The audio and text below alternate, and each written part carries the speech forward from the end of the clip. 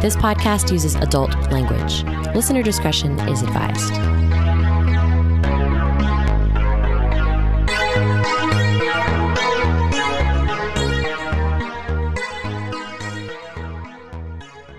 This is Kevin. And I'm Elizabeth. And this is the Lesson 83 podcast. Hey, Elizabeth, how you doing? Pretty good. How are you? Doing much better this week. Awesome. I was sick last week. Oh, no. Yeah. Wasn't great. So tonight we were wanting to talk a little bit about date night anxiety. Mm-hmm. So this isn't for when you are going on a date. This is when your partner is going on a date. Yes. So do you want to kick us off on experiences and like kind of what we're including in this moniker? Sure. So date night anxiety, when your partner is going on a date and you maybe don't have plans or you have different plans, is common and normal in polyamory, I would say. And there are lots of different ways to deal with it. And I feel like this touches on several different topics that we're going to cover. A little bit about jealousy, a little bit about maybe compatibility, different ways to that we prefer to occupy our time and our minds. So yeah, I think we're going to cover a few of those things. So to kind of sum it up, it's that really terrible feeling you get when you have agreed to be polyamorous. Maybe you've been doing this for a decade, maybe you've been doing this for 2 days, and your partner has, a date coming up, and the day before, the day of, a couple hours before, you suddenly are not okay with it, and you don't know why. Yeah. Something you've spent a lot of time thinking about. You've made the conscious decision and had a lot of discussions with your partner, done all the right things, and suddenly everything is terrible and nothing is right. Yes. And I've seen, experienced poly people experience this. This is normal. It happens. Some people experience it more than others. Some people rarely experience this, or maybe never. Depends on the setup and the communication and the agreements and who you are as a person. Yeah. Yeah, definitely. So I have had plenty of times where I've been in stable relationships where I've been happy and fulfilled in my relationships. Obviously, I've been polyamorous for a decade now. Suddenly, the day of a date, I get this really sinking pit feeling in my stomach and really frustrated and upset and not really sure why I'm feeling this way. And, it's a knee-jerk emotional response that I've understood and started to expect. And I think maybe I experience it once out of every 100 times my partner has a date. Some partners elicited it more than others. Definitely, yeah. I think that one factor, and I would not say that this is across the board, but one factor might be how secure we feel in one relationship versus another one. So, if I'm juggling multiple relationships, I might feel more secure in my 11-year relationship versus my 3-month relationship. So I might feel fine with my spouse going on a date because I feel like I know where we stand. I definitely expect to reconnect with him when he comes home, etc. But if my newer partner goes on a date, I might feel more negative feelings that I might have to deal with. Yeah. So that's one factor. So we've kind of described what it is. What are some good ways to either cope with these feelings or preempt them, or how do we take care of them after the fact? So many ideas. Beforehand, communication is vital. Yep. Talk to your partner before they go on their date about whether you'd like them to check in with you, via text or something during the date. Usually I am pretty clear with my partners that I'm not going to be available unless it's an emergency because I'm focusing on a particular person and they deserve quality time. They deserve my full attention. And so if I'm constantly checking my phone because my spouse is feeling anxiety or whatever, wants to check in with me, that's not really an appropriate time, in my opinion, to have those conversations while I'm on the date. Yeah. That's not productive for me. So talk to your partner before the date about communication, I would say. And if there is an emergency, how they'll communicate with you, maybe call you or something instead of texting. I would also say that my main piece of advice usually for this situation is to occupy yourself when your partner goes on a date, whether that's with your friends or go on your own date or take yourself to a movie, or if you're an introvert or alone time, do your alone time thing, take a hot bath, burn some candles, read a book, play a video game, whatever you want to do. I have definitely found that having something set ahead of time, scheduled for me really, really helps. Me Whether too. that's with other people or not. just knowing that I have that thing, especially if it's something that your partner doesn't enjoy doing, this is your chance to carte blanche, do things without having to worry about their preferences at all. Because they won't be present. Yeah. And that's one thing I love about polyamory. Because like if one partner enjoys horror movies and another partner only watches comedy, then you have like options when it comes to how you spend your time with them. And yeah, like you're saying, if they're doing something on their own or going on a date, yeah, now is your chance to explore things that they don't want to do with you, which is fine because we're all different people. So before the date happens, you can ask for like consideration from your partner, ask for like verbal affirmation, that kind of stuff. Can you give a couple examples of that? Yeah, if I was feeling insecure in my relationships, or I was feeling like, having this date night anxiety, I would probably talk to my partner and just say like, hey, I'd really like you to tell me something you like about me and something that's special about our relationship. Just make me feel special right now, because that would really help. Yeah. That'd be something that I feel like I could easily ask for in my relationships and not be mocked for, talked down to at all. Yeah, I like that idea. When I do that, I usually try to give them a little time to think about it first, like maybe a few minutes or half an hour, or if I don't live with them, maybe I'll text them the question, because I find that sometimes when people are put on the spot, they're like, oh, I can't think of anything positive to say, which obviously is not, and that might make you feel worse. So at least in my experience, I try to be like, hey, like sometime in the next hour, I'd love to sit down for 5 minutes with you and like talk about the nice things about our relationship and some nice memories or things like that. Yeah, that can be a really positive way to prep your brain for what you're about to experience. Yeah. Especially if it becomes a recurring problem, that you have every now and again, definitely see what you can do in both coordination with your partner, but more importantly on your own. Like, what are the tools that you can do for yourself, or that you can reach out to your larger social circle, your found family, your friends, whatever it is. Yeah, I agree. I know a lot of people will also, especially if they're in primary relationships, ask for time to reconnect after a date. Sometimes that's as soon as your partner leaves a date with your metamor. Yeah.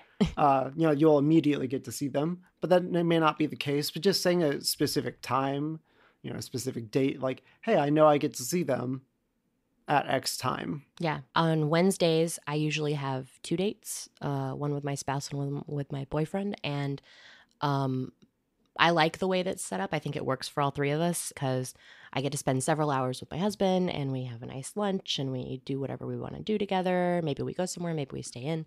And then after that, I feel like we're solid, like we've spent quality time together. We've connected in that way. So for me, that's a before thing, but it can also be done after. It just depends on how your brain works, really, and your individual your individual preferences. Yep. Yeah. One thing to do after the date as well, ask your partner, or if you're a partner who's very, very excited about your new relationship and you come home to your partner who may be struggling a little bit, don't gush all at once about how amazing this new person is. Even if you're feeling it, that is awesome. Harness that energy. If you really need to gush to somebody, find a friend who is, really good with it, or a very compersive, other partner. Don't put it on the partner who's having struggles. Yeah, definitely. It may not be something helpful. It could be, talk to them and find out what their specific needs are. But on the whole, I've not seen that be a very positive thing. And I know my immediate response to coming home from a date is gushing to my, live-in partner at the time. Yeah. And that's because they're usually like one of our best friends, you know, and we want to share the excitement with them and we want to tell them about this new exciting thing in our life. And I think that's normal. But yes, I would say find a friend to talk to, because your partner may not want to hear all about how amazing your new boo is, about, it might make them feel more insecure. Definitely. Or overwhelmed or compared. Comparison is the thief of joy in many ways, right? I read that today and I was like, oh, that's so true. I love it. So I would definitely, if I was the one feeling insecure or having the date night anxiety, I would definitely prefer my partner not volunteer a whole bunch of information. Let me ask the questions. That helps me dictate. And sometimes, this is one of those landmine circumstances where you ask a question you didn't want to know the answer to until you heard it. Yeah. I did that on a car ride recently. That was fun. Oh, that's tough. I try hard not to have those conversations in the car, but sometimes it's inevitable. Just you walk into it, right? I honestly thought the answer to the question was going to be no. It was my anxiety telling me that, and it was yes. It was yes, but it was okay. Yeah. Everything was fine. Yeah. It's amazing. Polyamory has given me a sense of, this sounds kind of bad, but resilience, because it forces me to deal with my emotions and my insecurities in a way that I didn't have to before in the same way, because, and it's actually caused me to be more confident, I think, because I do communicate with my partners about our, when we have those tough discussions and then we get through them, I feel like we're even stronger. Yeah. That's all I mean, Definitely. And I think that, it's like exposing your body to things. Eventually you develop responses to them that are healthy. If you're cognizant, if you're working well, and, if things are consistently bad, maybe time to look into something. We'll get to what that might mean in a little bit. Sounds good. As for asking questions, one thing that I always had in my relationships, just because it makes me feel better, is any sort of physical acts. I don't want to paint a picture in my head. I always ask my partners to be extraordinarily vague. The only thing I want to know about my partner's sex lives typically is safety. Is whether they've passed the boundary required for paperwork, and if they saw the paperwork. And I want to know nothing more than those two things. And I try to, be very honest with my partners about that. And my partners so far have been really great about that. Because I learned through time that asking questions and getting the answers made me feel a lot worse. And me volunteering information to partners in similar ways didn't make them feel super comfortable. But I know other people are totally fine or really enjoy hearing the details, the nitty gritty. Yeah. And so finding out with your partner where that line is can different boundaries. It can be a little hard, and sometimes takes a little trial and error to figure out. And I think that's, that no one should see that as any kind of step back or any kind of failure, obviously, because you are an experience. I have been doing this for 10 years, and I feel very confident in the way in which I do relationships. And that's great. And I feel confident in your relationships as well.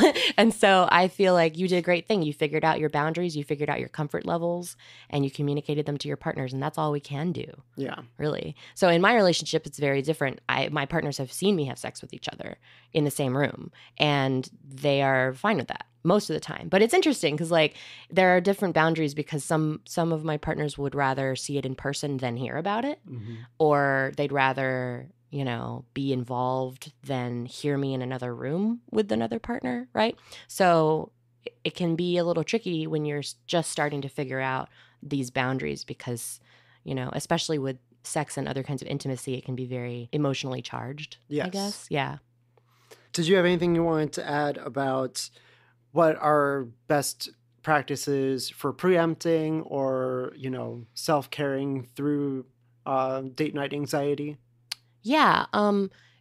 We talked about gushing to a friend about your newer partner, and I think that it's important during your partner's date to also have a friend in mind, or maybe when you've already checked in with, that you can maybe talk to about your anxieties while your partner is unavailable because they're on a date. Yeah. So, yeah, if I feel like texting my friend down the road and be like, hey, I'm kind of struggling because, I miss my partner and they're on a date and blah, blah, blah. It can be good to hear someone, especially another polyamorous person who understands this situation. That can be really helpful. Yep. Yeah. Yeah. So seek out local community, find cool poly friends, either in person or online. We're everywhere. We're everywhere now, and becoming more and more popular as days go on. Yes. So we kind of touched on this before, but if you're experienced prolonged periods where every single time your partner goes on a date for months on end, you're having extraordinary anxiety and, trying to up your emotional intelligence, trying to be better about caring for yourself and preempting your needs, all of that is not helping at all, maybe this lifestyle may not be for you. Or maybe this lifestyle with this partner may not be for you. I have felt extraordinarily different about how one partner dates versus another. Definitely. And there was no logic behind it. I was always very honest. Sometimes our feelings, by definition almost, are not logical. Mm-hmm. They're based solely on how our body wants to react to things most of the time. And there are ways or for the us to help. danger that our bodies think that we're in. Yeah. You know, the stress responses, even if it's psychological. Yeah. So, yeah. So think about that. Be cognizant. Be kind to yourself. Be kind to yourself for sure. And like sometimes it takes years to figure out your own limits, your boundaries, or whether you even want to be polyamorous or monogamous, you know? And some people do both or go back and forth or, you know, decide they tried one and didn't like it and they go to the other relationship structure, and that's fine. But as long as you're above board, it's all good. All right. Well, thanks. We'll be back with another segment in a little bit. All right.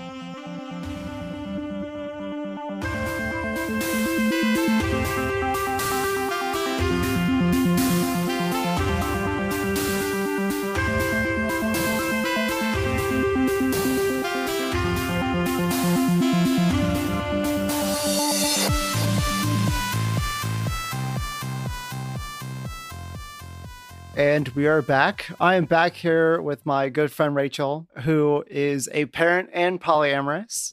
And so we wanted to continue our discussion from last week about should we tell the kids we're polyamorous? Hello again, Kevin. I'm so happy to be here. So glad to have you back because of your perspective on all of this. It would be very hard for me to talk about this since I don't have any kids. So let me just get started right off the bat. Like, did you ever officially introduce your kids to the concept of polyamory? And like, if so, I did. How? So we decided to be open with the kids about it. We wanted to be honest with them about it. But my kids are very young. So we had a pretty simplified conversation where I just sort of discussed like the definition of polyamorous. Hey, this means that, you know, I have a romantic relationship with Daddy Rob and I have a romantic relationship with Sam, and, you know, then I also pointed out like the opposite of that. You know, there are a lot of people in our family, like my kids' grandparents. I was able to say, you know, your grandma and grandpa are monogamous with each other. They don't have any other romantic relationships. They only are with each other. And so, you know, I mean, my kids are very young. So we had to discuss like, what does it even mean to have a romantic relationship? What is that? Yeah. Just for reference for the viewer or listeners who may not have caught it last episode, how old are your kids and how many people are in your current household? My oldest child is currently 4. When we had these kinds of conversations, my oldest child was probably 5. Maybe we started talking about it when she was 4, but she was probably 5. And my household consists of my husband, my partner, and myself, and we all raise our 5 children together. Awesome. Thank you so much for that. So what are considerations people should make when they decide to tell their kids or not? Yeah. There are a lot of good reasons not to tell your kids, and there are a lot of good reasons to tell your kids. If you are going to tell your kids, you have to understand, of course, that they're going to tell other people. Kids are terrible liars. Yes. And it's mean to expect them to lie. You know, that's a really heavy thing to ask a kid to carry. So if you are going to tell your children, you also need to be able to be open generally. Maybe not open at work. You know, maybe your kids aren't going to talk to your bosses or anything like that. I don't know if you have company picnics or Christmas parties. Maybe you do need to be open at work too. But yeah, be aware of who your kids are going to be around and who they're going to be talking to about it. Other considerations if you're going to talk to your kids about it, I think their age is really an important consideration. Like I said, it was an easy choice for me because they were very young. But I could understand if you have children who are older, that this would be a very difficult conversation to have with them. And they will have more feelings about it than probably my very young kids had. You know, my young kids were like, oh, okay, whatever. Yeah, this becomes very normalized to them. And, you know, we all kind of grow up and assume that everything that we experience in life is normal until we go off somewhere where everybody's lives are very different than ours. And we're like, oh, that was weird that I grew up this way. Right. or different, maybe not weird necessarily, but. Yeah, exactly. So older kids will definitely have a more nuanced perspective and they'll have more questions that might be difficult for you to answer. So yeah, consider your individual child and what they're going to want to understand, and give yourself the time and the space to have these kinds of conversations over time, because it's not going to just be one simple conversation and then the kids never talk about it again. You're going to have many, many conversations with your kids about this topic. So one thing also is that if you've been doing this for a while and suddenly you need to have this conversation with a more adult child, like maybe a teenager or even like a fully adult child, and you have been dishonest with them either through omission or directly about who the people that they've been seeing in and out of their household has been, that's something that you're going to have to own up to, if you've been dishonest with them. And, you're in a lucky position in that you have set yourself up to not have to have those sorts of conversations. Yeah. Yeah, that was definitely a consideration that I made. I think about the things that my parents lied to me about or asked me to lie about, and I just didn't want to do that to my children. Mm-hmm. But at the same time, I have so much sympathy for polyamorous parents who do choose to hide these things from their kids because you want to protect them from the possible downfalls of it. There are possible downfalls, like we talked about in the last episode, like people coming in and out of their kids' lives. And so if you wanted to protect them from that by maybe even not having your partners around at all, and so you didn't tell your kids about your partners. Or even your parents or other people not wanting to be a part of your lives as much because they don't agree with your relationship dynamic. Right. If you wanted to just let your kids have an uncomplicated relationship with your extended family and not be open, not be out to everybody in your family, so that your kids and your extended families could have, easier relationships, then it's very understandable. But at this point, if you're now trying to tell your kid or your grown adult child that you were hiding this from them this whole time, you're going to have to own it and make space for them to have feelings about what's been going on. Yeah. And like, for your situation, especially, like, it wouldn't make any sense to hide it from them because you wanted to have a blended family. Right. Yeah. That certainly would be strange. If we were all trying to say that, oh no, we're not really dating. We're all just living together this way. So you ever concerned about how your kids might express their home life to others, or the way in which the things that they may take as an assumption because they grew up in this household? Yeah, certainly. We have to have lots of conversations about these types of things. So I don't worry so much about the ways that my kids will talk about our home life, because they tend to talk about it in very simple terms, like, oh, I have 2 dads. And, and that's like, a lot of people have 2 dads. So that doesn't sound so strange, but I do try to help them understand that not everybody dates multiple people at the same time. Mm-hmm. So for example, my 7-year-old daughter, she had a couple of boyfriends, and I said, hey, you should probably talk to each of them about the fact that you have many boyfriends, because some of them might not be okay with that. We do that, but not everybody does that. So you have to have, and I'm sure we'll have a lot more nuanced conversations about that sort of thing. If they choose to conduct themselves polyamorously, not everybody is going to agree with them or want to be in relationships with them in that way as they grow up and start dating seriously. I've had the really interesting experience of meeting people who came out of polyamorous households, and I know maybe about an equal amount that came out the other side of growing up in those sorts of households being consciously monogamous or consciously polyamorous. Yeah, I absolutely expect that my kids will choose whatever is best for them, and probably some of them will rebel against what we've done and just to be the opposite, and some of them will choose what we've done because they admire us, and some of them will just genuinely, I hope, eventually get to the place where they are choosing what is right for them. And that's really good. I certainly want my kids to feel empowered to make those choices. I don't want them to grow up thinking, oh, well, polyamory is the best way because it's what my parents did. I want them to weigh the pros and cons for themselves. Yeah.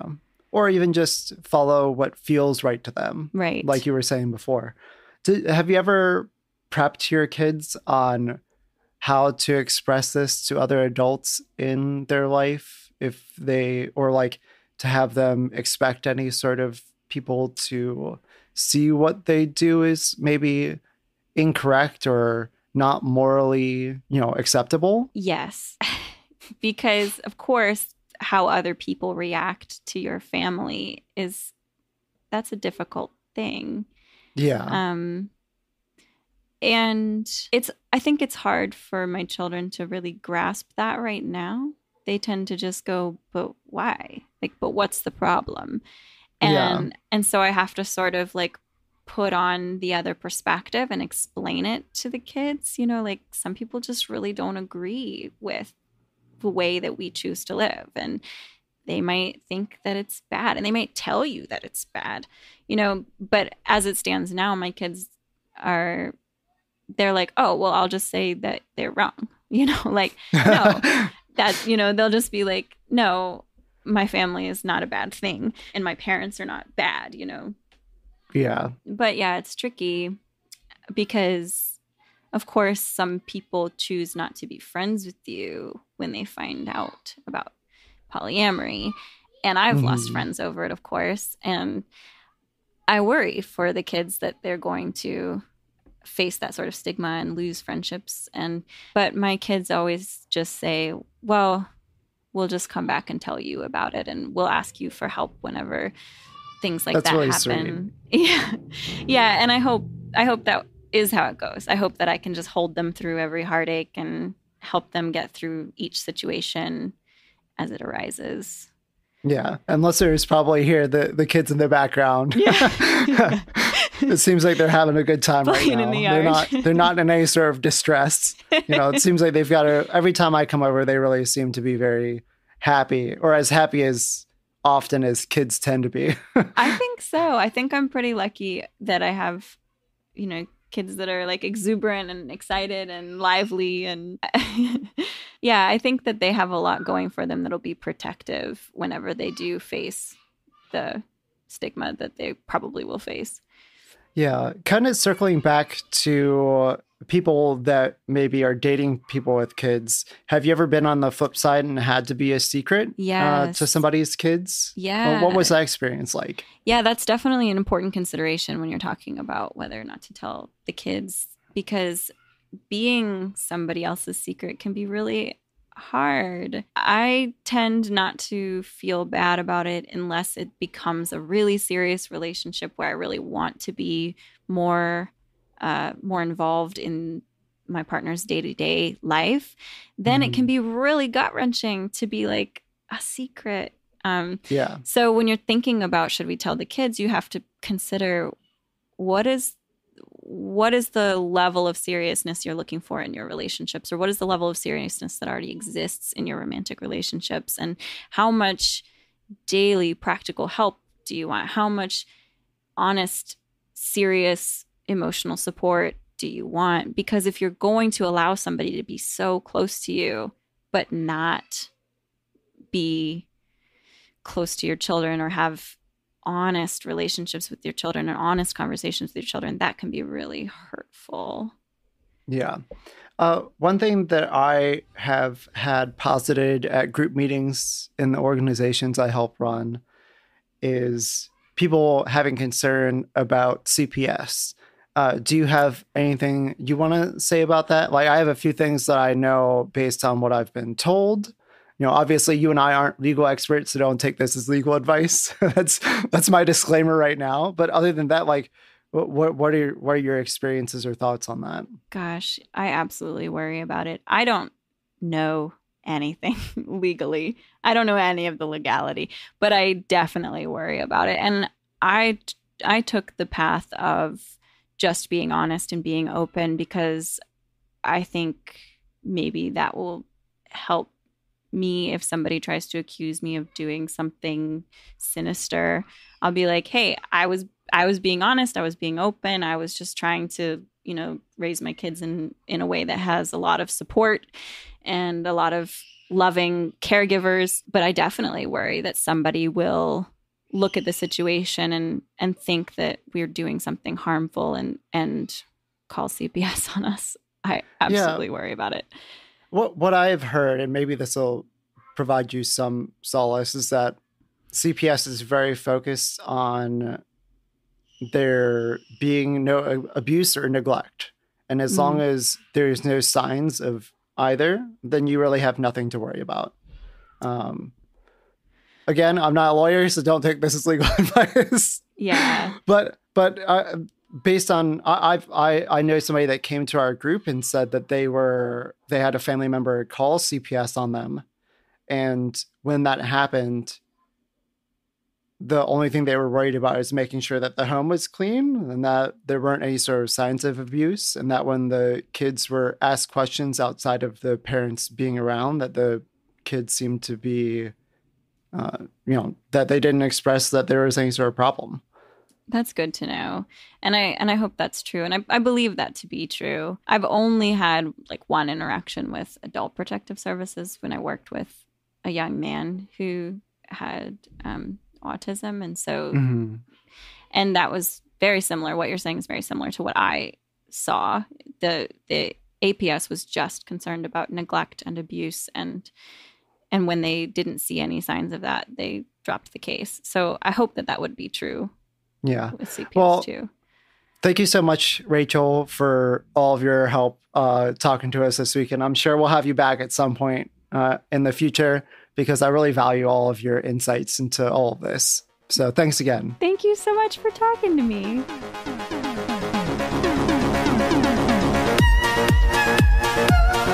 This episode was edited by Jordan Davis. Music is by Antilude, and logo designed by Carmen Bolding. The best way that you can help support our podcast is by sharing it with your friends. Sharing is caring.